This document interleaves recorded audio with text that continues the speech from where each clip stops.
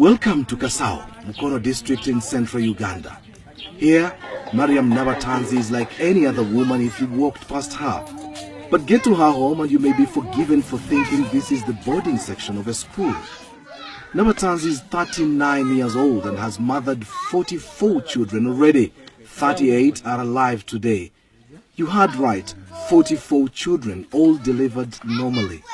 Everything here is done massively with near military precision.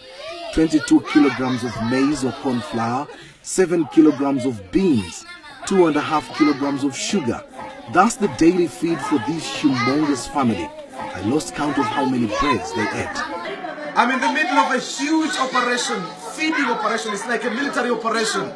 Feeding bread and porridge, that is for breakfast, to 24 kids out of the 38. It's just unbelievable. I can't tell who is who. I just wonder how the mom does it.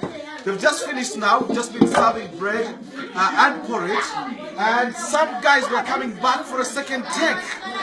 Their mom could recognize and say, "You just come for a double," but some would actually get away with it. It's quite an interesting, extraordinary family, I should say.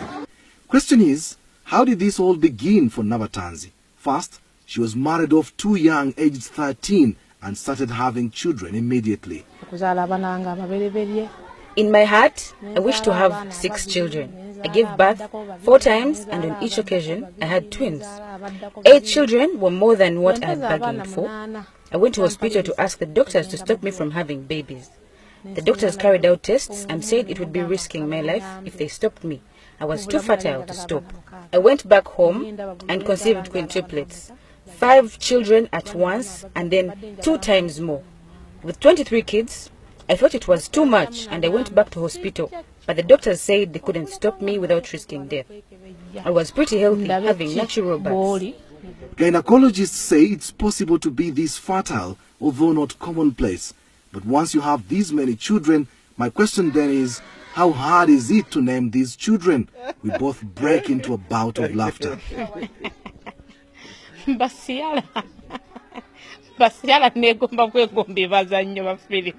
We use different names. First, when I started having twins, I bought a book of names.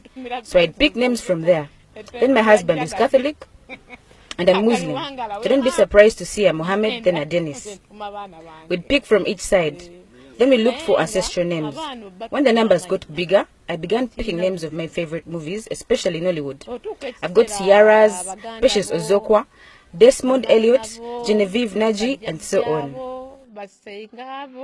When you hear this kind of story, you must be wondering where the man responsible for all this procreation is. Well, when I posed this question, Mariam's lead face suddenly turned sad. I have had to put up with a lot. He's tortured me so much. He abused me, beat me up sometimes, and threatened to kill me once. He pays no school fees, nor does he even know what we survive on. Unashamedly, he comes and eats what he didn't leave home. He's not part of these children's lives. Where we are now, I bought with my own money and from doing little jobs here and there. He was in utter shock to learn I'd bought and built this place. Her biggest challenge is looking after these children with an absentee father, foremost of which is school fees and feeding the children. 14 of her children are in primary school, where she has to pay more than 5 million shillings in school dues per term. This is equivalent to around $1,500. Another 10 children are in secondary school. Some have been forced to drop out of school as the bill spirals out of control. Her dream is to educate all her children so that they may get a better life, not like what she's been through. To fund all this, she learned many skills including cake making, bricklaying, decorations, tailoring, cooking, and herbal medicine. She hates having to beg. There's no end to Mariam Nabatanzi's story. It's powerful, it's captivating. Yet somehow, I have to find a way to say goodbye. So what's her message? Abazadde abakyayina emitima egitunda abaana baabwe bakikomye. My message is mainly to parents. Stop selling your children through early marriages. We suffer too much while losing out on parental love that can never be recovered. Secondly, To the mothers, do not desert your children as you walk out of marriage. Whatever the case, stick to and with your children. I strongly feel that had my mother not left me, my father would not have married me off young. To the men, please shoulder your responsibilities. Don't leave it to the women. A man puts up a shop for you and they imagine all is sorted.